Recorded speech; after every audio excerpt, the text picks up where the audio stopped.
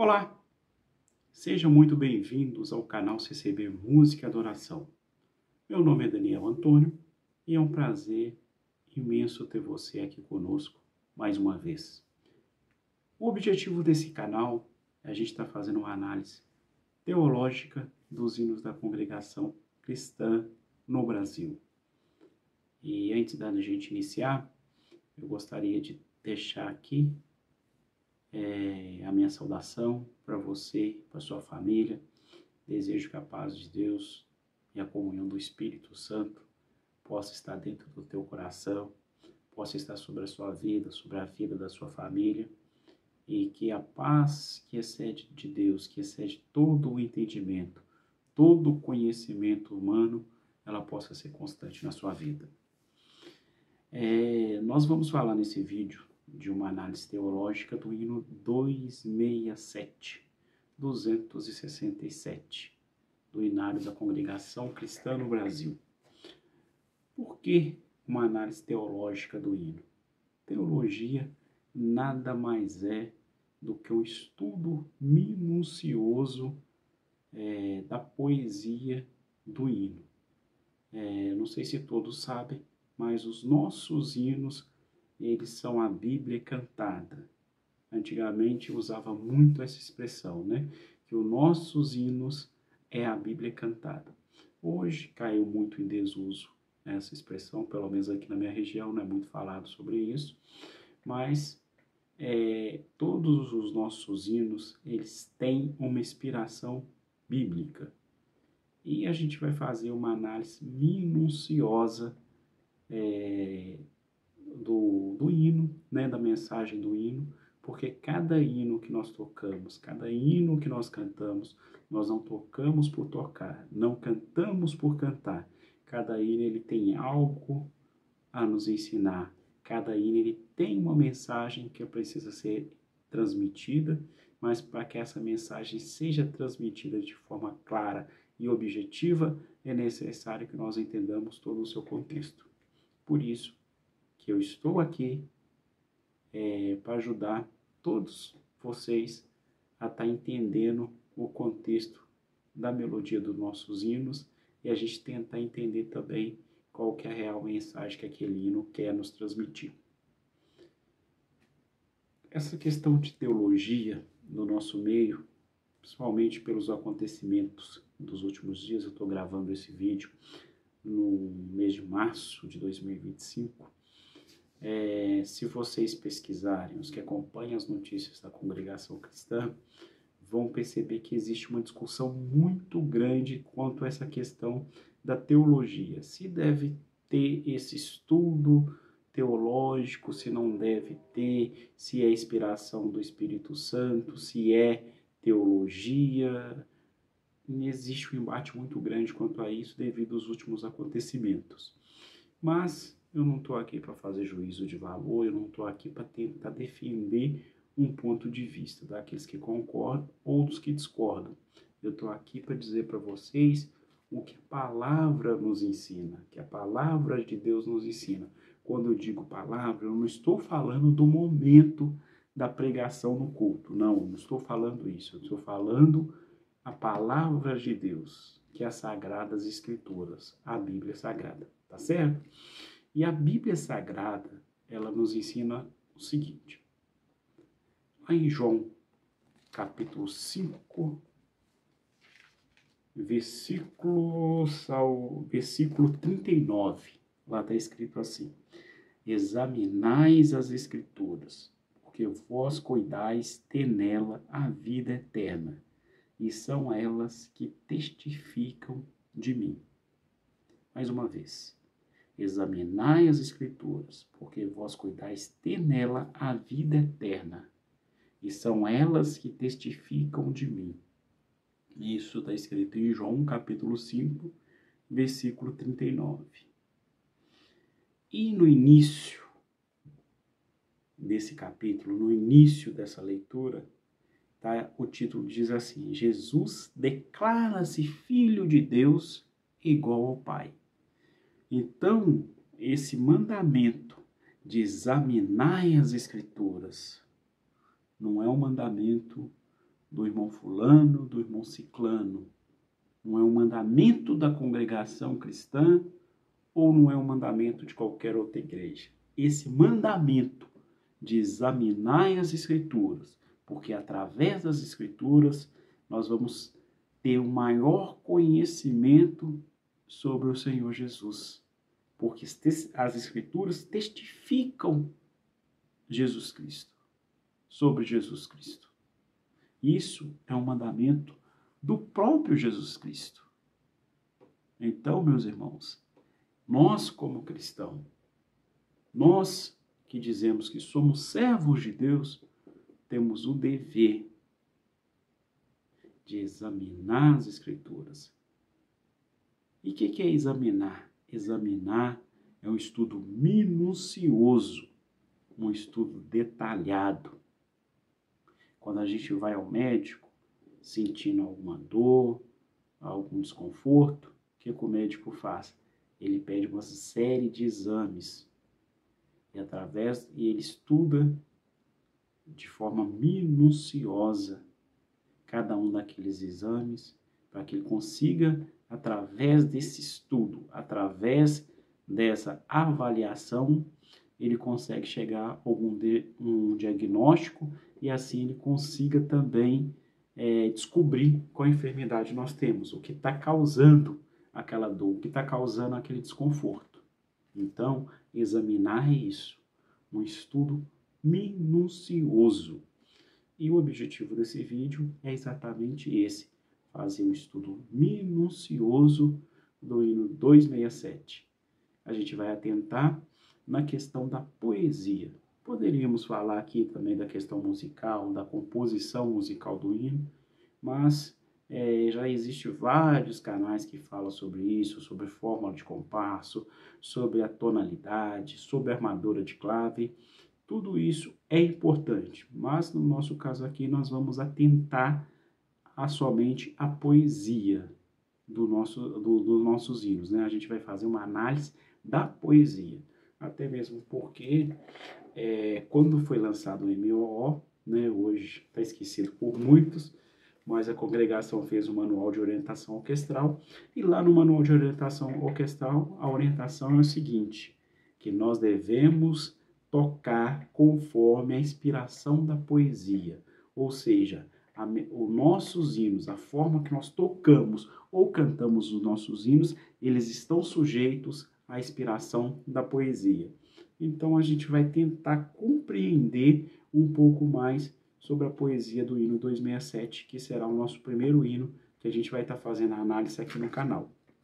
Antes da gente dar continuidade, eu gostaria de pedir a você que interessou por esse assunto, que quer conhecer um pouco mais sobre os nossos hinos da Congregação Cristã no Brasil, eu te peço que inscreva no nosso canal, ative o sininho das notificações, compartilhe esse conteúdo com mais pessoas, para que esse conteúdo possa chegar a um número maior de pessoas e assim nós possamos juntos crescer em conhecimento. Tudo isso para a honra e a glória do nosso Deus. Deixe aqui embaixo também os seus comentários para que haja uma interação entre nós. Seu comentário é muito importante para nós. Então, meus queridos, dando continuidade a esse assunto, antes da gente entrar na análise do hino 267, eu preciso fazer algumas explicações aqui para vocês. Qual que é a finalidade específica dos nossos hinos? Se a gente for olhar a finalidade dos nossos hinos, isso está até bem explicado na capa do nosso hinário. Porque lá na capa do nosso hinário está escrito assim, que os nossos hinos são hinos de louvores e súplicas a Deus. E é exatamente, hinos de louvores e súplica a Deus. Só que esses hinos de louvores e súplicas a Deus, eles também têm alguns objetivos específicos. Eu costumo dizer que são 3 pilares. Esses hinos eles se sustentam em 3 pilares. Qual que é o primeiro pilar? O primeiro pilar que se sustenta o louvor, os nossos hinos, é o pilar da glorificação e exaltação a Deus. Por quê? porque através da glória, do louvor, de glorificação e exaltação a Deus, nós tributamos a Deus o nosso louvor, a nossa adoração por aquilo que Deus é. E o que Deus é? Deus é santo, Deus é justo, Deus é onipotente, Deus é onisciente, Deus é fonte de sabedoria, Deus é príncipe da paz. Ou seja, através da exaltação, do louvor de exaltação, de glorificação, nós louvamos a Deus pelos seus atributos, pelas suas qualidades, por aquilo que Deus é. O segundo pilar é nós louvamos, nós tributamos a Deus por aquilo que Ele fez por nós, por intermédio de nosso Senhor Jesus Cristo. O que Deus fez por nós através do nosso Senhor Jesus Cristo? Vamos usar um hino como exemplo. O hino, salvo erro, 148. Louvor a Deus, o Criador. Lá nós cantamos assim: louvor a Deus, o Criador. Por que nós estamos dando louvor a Deus, o Criador? A segunda frase completa: por ter mandado o Salvador.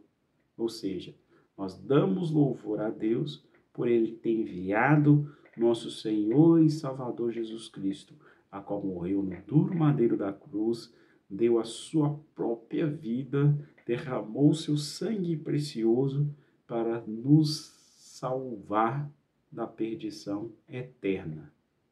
Ou seja, louvamos a Deus pela obra de salvação feita nas nossas vidas por intermédio de nosso Senhor Jesus Cristo. Tá certo? Então, só recapitulando, louvamos e tributamos a Deus por aquilo que Deus é. Esse é o primeiro pilar. Deus é santo, onisciente, onipresente, Deus é justo, Deus é o príncipe da paz. E também louvamos e tributamos a Deus por aquilo que Ele tem feito por nós, enviado seu Filho Jesus para morrer no duro madeiro da cruz, nos resgatar do mundo e do pecado. Tá certo? Esse é o segundo pilar. O terceiro pilar que sustenta os nossos hinos seria o ensino, ou seja, a música que nós cantamos, os hinos que nós cantamos e tocamos, ele também serve para ensino, ele serve para ensinar a doutrina, ele serve para ensinar até teologia da igreja, até a teologia da igreja, ou seja, aquilo que a igreja acredita, né? A base teológica da igreja é ensinada através dos nossos hinos também. Um hino de ensino, né? A gente pode citar como exemplo o hino 55, Foi Grande a Tempestade. Foi Grande a Tempestade é uma passagem bíblica, né? A qual está relatada lá nos evangelhos, que o Senhor Jesus estava junto com seus discípulos no mar da Galileia e veio sobre eles uma grande tempestade. Os discípulos se apavoraram, mas o Senhor Jesus, segundo está escrito lá, o Senhor Jesus estava dormindo tranquilamente, enquanto os seus discípulos estavam desesperados por conta da tempestade. Quando o Senhor Jesus acordou, ele deu ordem ao mar: paz seja em vós. Paz seja em vós. Essa é a passagem que é uma referência ao hino 55, ou seja, o hino ele está nos ensinando sobre uma passagem, um acontecimento bíblico. Tem um hino também, salvo erro 74, vamos produzir frutos de louvor, frutos para a honra e a glória de Deus, que também é a parábola do semeador. E como o hino ele ensina teologia, né? Ele ensina a base teológica que a igreja acredita. As igrejas, normalmente, elas têm um documento que é chamado Confissão de Fé, onde está ali especificado tudo aquilo que a igreja acredita, né? Qual que é a base de fé daquela igreja. No caso da congregação cristã, nós não temos esse documento com esse nome de confissão de fé, como existe na maioria das igrejas. Na nossa congregação, nós temos um documento semelhante a esse, a qual se chama os 12 pontos de doutrina que uma vez foi dado aos santos, que estão lá na contracapa do nosso inário. E nesses 12 pontos de doutrina, a gente vai ver lá no primeiro tópico que a congregação acredita na Bíblia, que a Bíblia contém a palavra de Deus. A gente vai encontrar lá o segundo tópico, o salvo erro, que fala sobre batismo, sobre os dons do Espírito Santo, e assim vai, né? Lá está especificado tudo aquilo que a igreja acredita. E essa base de fé da igreja, aquilo que a igreja tem por verdade, a base teológica da igreja, ela também é ensinada através dos nossos hinos. No tópico, lá tem um tópico que fala sobre a questão do arrebatamento, que fala sobre a questão do arrebatamento. A congregação cristã acredita no arrebatamento? Sim ou não? Responde aí para mim nos comentários. A congregação cristã, ela acredita no arrebatamento. Basta a gente olhar lá, salvo erro, o tópico número 10. Depois os irmãos conferem lá para ver se é esse mesmo. Mas ele está entre o 10 ou o 11, está entre um desses dois aí. Está falando sobre isso, sobre a questão do arrebatamento. Mas se eu não tiver esses tópicos decorados, basta eu lembrar do hino 313. O que o hino 313 fala? O que está escrito lá na poesia do hino 313? Arrebatada aos céus, por Cristo eu serei, lá eu verei o grande Deus, ó, quão feliz serei. Então, podemos concluir, através do hino que nós cantamos, que a congregação cristã acredita no arrebatamento. Tá certo? Uma outra questão também é o que acontece, o que a congregação acredita que acontece depois da morte. A gente vai para o sono, o chamado sono da morte? Ou a gente fica em algum lugar? O que acontece após a morte? Qual que é o entendimento da congregação quanto a isso? Basta a gente olhar o hino 427, por exemplo, salvo erro. 427, os que no Senhor dormiram. Ou seja, os que no Senhor dormiram, descansando já estão, aos heróis se reuniram, aguardando a trombeta soar. Ou seja, o que a congregação acredita, né? A base teológica que a congregação acredita, tudo isso tem referências bíblicas, né? Existem algumas interpretações diferentes, mas eu estou falando o que a congregação acredita, o que é ensinado dentro da congregação, com a base teológica que a congregação segue, é que quando a pessoa morre, né? Ele vai para um sono e aguarda o soar da trombeta, para que assim ele possa ressuscitar e subir em glória com Cristo, né? Igual está no hino 428. Os que no Senhor dormiram, descansando, já estão, aos heróis se reuniram, aguardando a trombeta soar. Tem um hino também, aquele outro hino de funeral, não me recordo o número aqui agora. A trombeta soará e do sono acordará. Entendeu? Então, assim, fica muito claro. Se a gente ter esse entendimento sobre a poesia dos nossos hinos, a gente vê também que ele ensina para nós a doutrina, a teologia, aquilo que a igreja acredita, tá certo? Então, meus caros, dito isso, nós entendemos que os nossos hinos, ele serve para louvor e glorificação a Deus, e por aquilo que Deus é. Nós entendemos que os nossos hinos, ele também serve para louvor e glorificação por aquilo que Deus fez por nós, enviando Jesus, seu Filho, e concluímos também que os nossos hinos, ele também serve para ensino. Eu acredito que isso tenha ficado claro para todos. Queridos, esse vídeo vai ficar um pouco longo, mas é natural, porque é um assunto extenso, complexo, e a gente tem que tentar detalhar de uma forma bem clara e objetiva para que todos possam entender a finalidade desse vídeo também e entender o assunto que nós estamos tratando aqui. Então, dito isso, meus caros, eu acredito que nós possamos, a partir de agora, estar analisando o hino 267. O título do hino 267 é Graça Maravilhosa. Até um título um pouco polêmico. Por que polêmico? Porque, principalmente, os críticos, né? Eles falam que a congregação institucionaliza a graça. Será que a congregação institucionaliza a graça? Ou o que é institucionalizar a graça?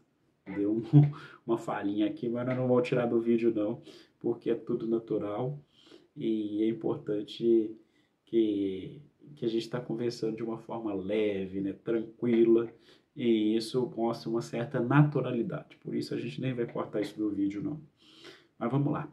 O que é a congregação institucionalizar a graça? Ou seja, associar, né, associar a instituição à graça de Deus.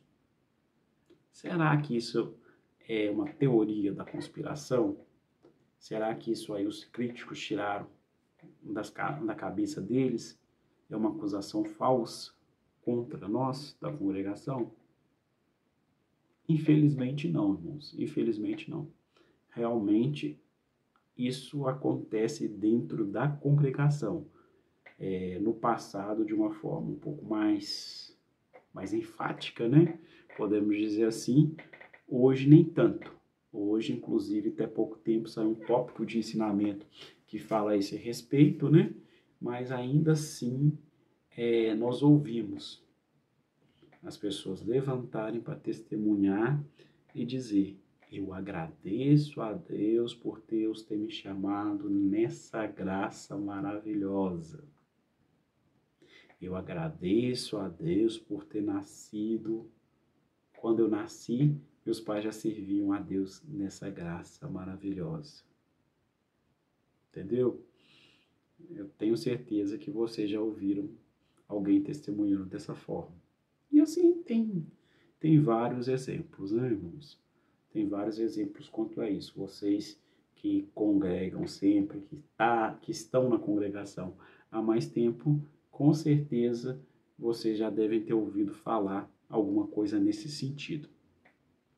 Mas seria a congregação a graça de Deus? Para que a gente possa ter, né, essa referência, é importante a gente entender primeiro o que é graça. Vamos lá. Esse hino 267, a gente canta ele no mínimo há 50 anos. Por quê?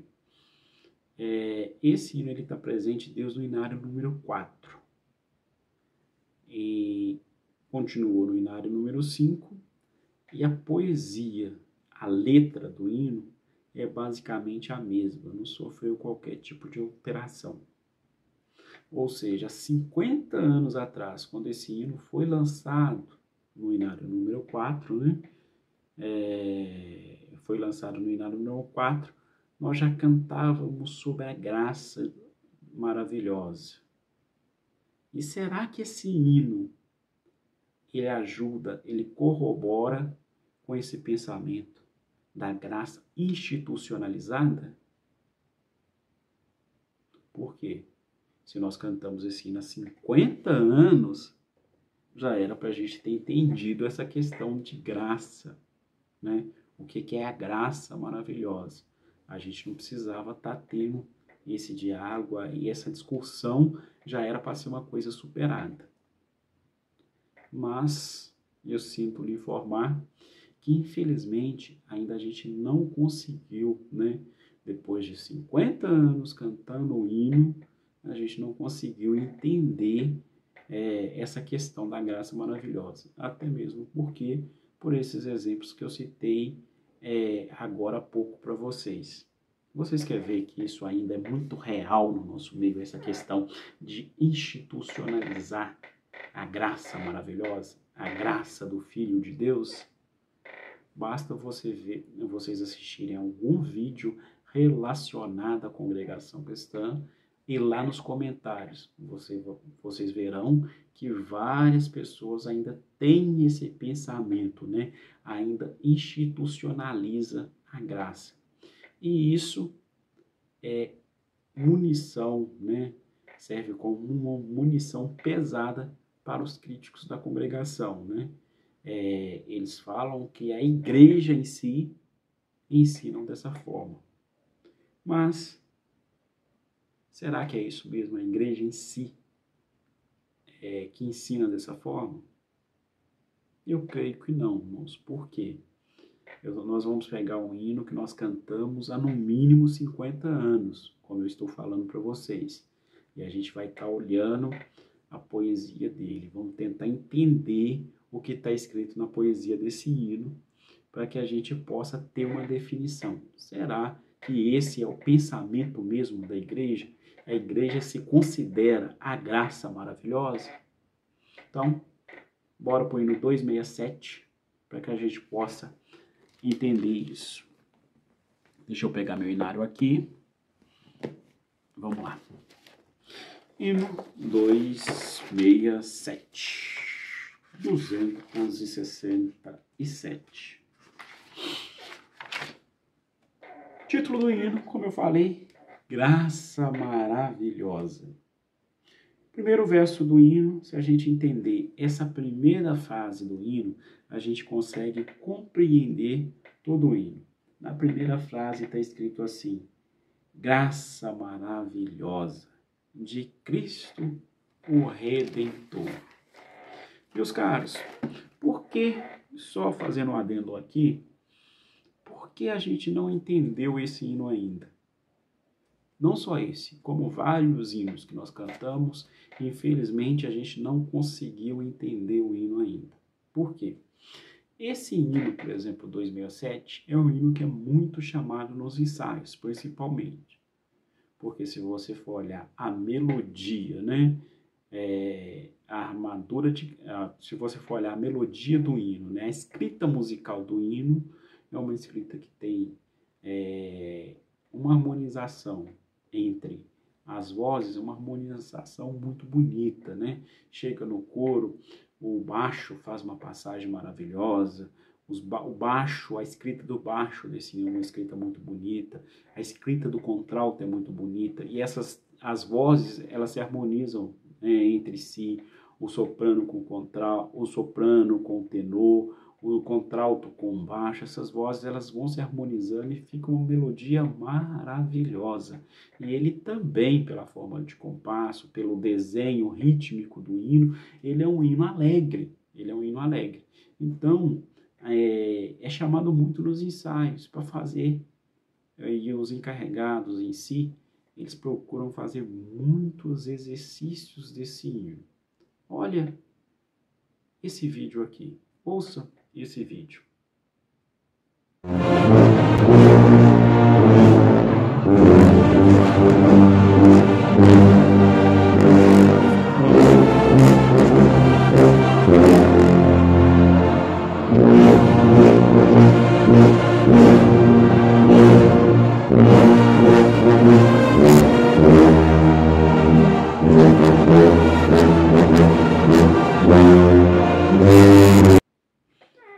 Isso é um hino, esse hino que nós acabamos de ouvir, né? Deixa aí nos comentários, até que gostaria de pedir para vocês deixar no comentário se vocês gostam, né? Que toque dessa forma, né? Que a orquestra toque dessa forma. Para muitos isso é alegria. Mas eu pergunto para vocês, será que a gente tocar um hino dessa forma, a gente consegue valorizar a poesia? A gente consegue ter uma inspiração para tocar esse hino conforme a poesia? Eu creio que não, né, irmãos? O importante, irmãos, poucos dias eu ouvi uma frase que eu achei sensacional. Eu até esqueci o autor, né? Eu li, foi num post do Instagram, e eu não me lembro direito de quem que era, porque senão eu ia deixar os créditos aqui no vídeo. Mas é uma frase sensacional e que eu concordo muito. A pessoa escreveu lá assim, que música sem a palavra não é louvor, é apenas entretenimento. Ou seja, se a música não valorizar a palavra, não é louvor, é apenas entretenimento, é apenas alegria para a nossa carne, não é alegria para o nosso espírito, ela não traz edificação. E como eu falei no início do vídeo, a poesia dos nossos hinos é a palavra de Deus, porque a inspiração dessas poesias é uma inspiração bíblica. É a própria Bíblia cantada.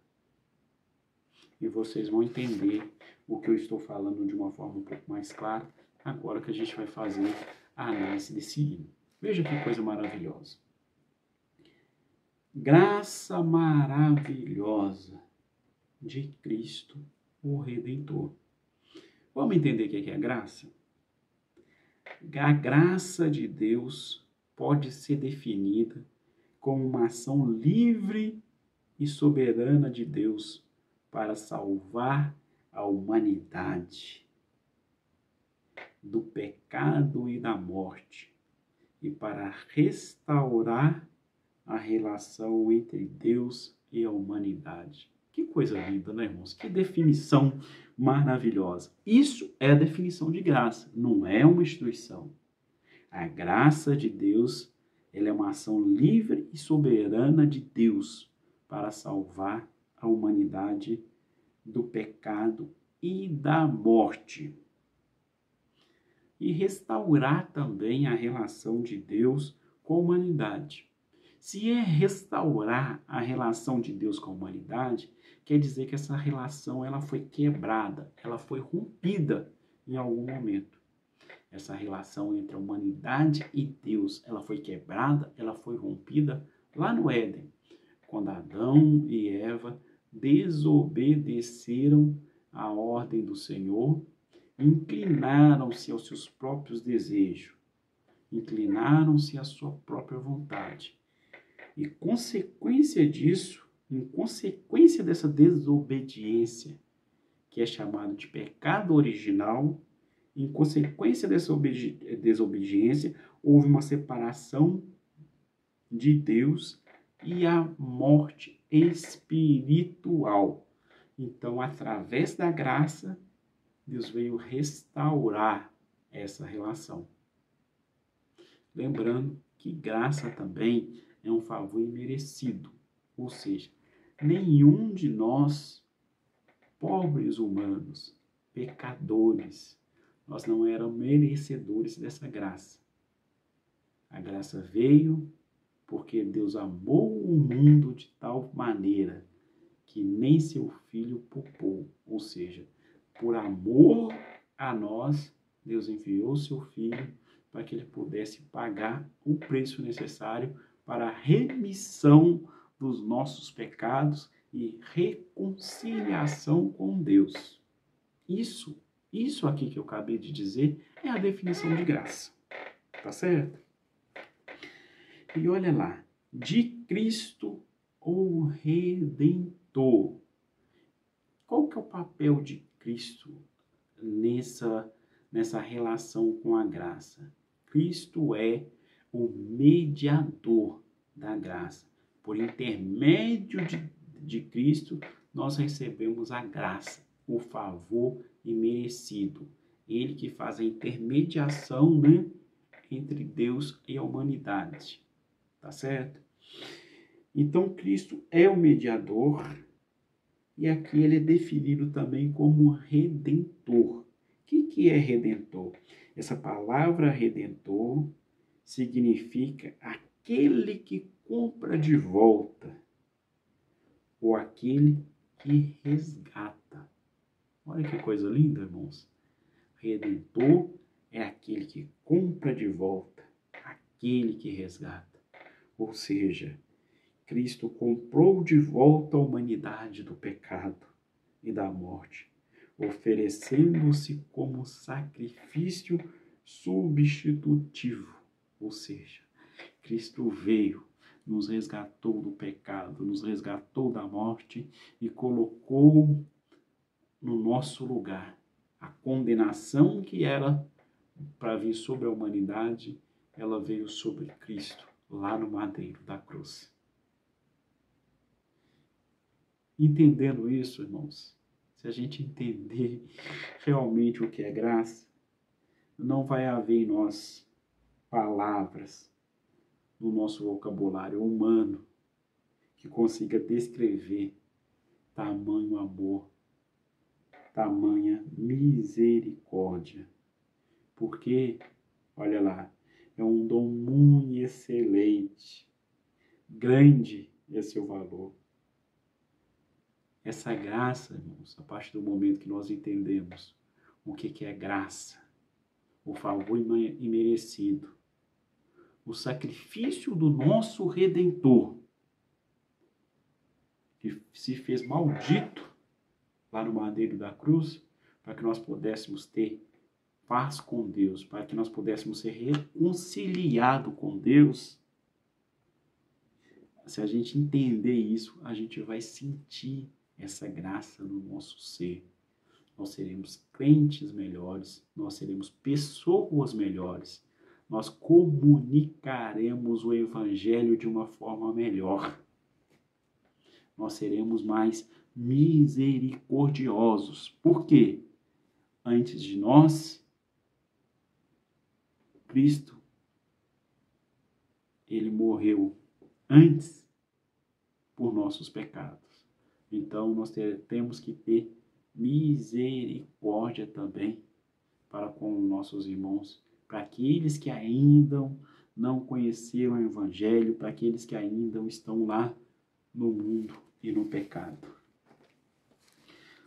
E é maravilhosa, é excelente, é divina a graça de Jesus. Absolutamente nada a ela se pode igualar. Essa graça, ela pagou o meu, o teu e os nossos pecados. Como a graça, como Cristo pagou os nossos pecados. Ele pagou os nossos pecados derramando o seu sangue precioso no madeiro da cruz, satisfazendo a justiça de Deus e restaurando essa relação entre Deus e a humanidade. Glória a Deus por isso. Glória a Deus por isso. Louvado seja Deus. Ela, além de pagar os nossos pecados, além de restaurar essa relação entre Deus e a humanidade, ele ainda vai nos conduzir à eterna glória. Essa graça é sublime, essa graça que Jesus, essa é a graça que Jesus me veio dar. E o hino continua, né, falando que a graça traz salvação, Cristo, através da graça, nos libertou do pecado, ela se estende a todos e a todos dá perdão, pois em Cristo Jesus aos homens Deus amou. Fala também que essa graça concede paz, ela transforma, pela eficácia da graça, o nosso coração é transformado. Essa bendita graça é que nos levará aos céus, onde Cristo dará aos santos o galardão, a recompensa final. Então, meus queridos, é isso. Se a gente entender que graça é misericórdia, que graça é redenção, que graça é amor, que graça é compaixão, que graça é restauração, nós jamais associaremos a graça maravilhosa a uma instituição, jamais institucionalizaremos a graça maravilhosa a qualquer outra coisa. Porque se assim a gente o fizer, institucionalizar a graça, associar ela a uma instituição ou qualquer outra coisa, nós invalidaremos o sacrifício do nosso Senhor Jesus Cristo. Então, no amor do Senhor Jesus, que todos possam entender a mensagem que está no hino 267, que nós possamos cantar esse hino diferente, sentindo essa graça, como está escrito aqui, em nosso próprio ser. Toda vez que nós cantarmos esse hino, nós possamos lembrar que graça é uma ação livre e soberana de Deus para salvar a humanidade do pecado e da morte. E ela veio para restaurar a nossa relação, ela veio para restaurar a relação entre Deus e a humanidade. Aos nossos queridos irmãos encarregados de orquestra, que gosta desses exercícios, que gosta do staccato, que gosta do famoso pom-pom-pom. Vamos também, irmãos, tudo isso é válido, tudo isso serve para, como um exercício, muitas das vezes até, vamos dizer, sem objetividade, mas a gente, vamos dar um passinho atrás, vamos tentar entender a poesia, vamos tentar entender a mensagem que o hino transmite, porque nós não temos a responsabilidade de estar na frente da igreja pregando uma palavra, diretamente, mas o nosso canto, os nossos hinos, como foi dito no início, já é a palavra de Deus cantada. E tem um velho ditado congregacional, que a música chama, mas o que converte é a palavra. O que nós cantamos nos nossos hinos é a palavra de Deus cantada. Valorizemos a poesia dos nossos hinos. Se você gostou do vídeo, compartilhe com mais pessoas para que esse conhecimento, esse entendimento possa chegar a mais pessoas. Se você não é inscrito no nosso canal, se inscreva, ative o sininho da notificação, deixe aqui embaixo o seu comentário. E se você também quiser que a gente faça uma análise de algum hino, coloque nos comentários embaixo, que no momento oportuno nós faremos e compartilharemos aqui também no nosso canal.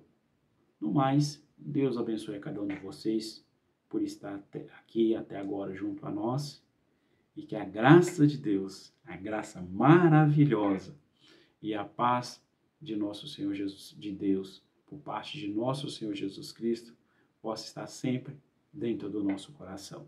Deus abençoe a todos.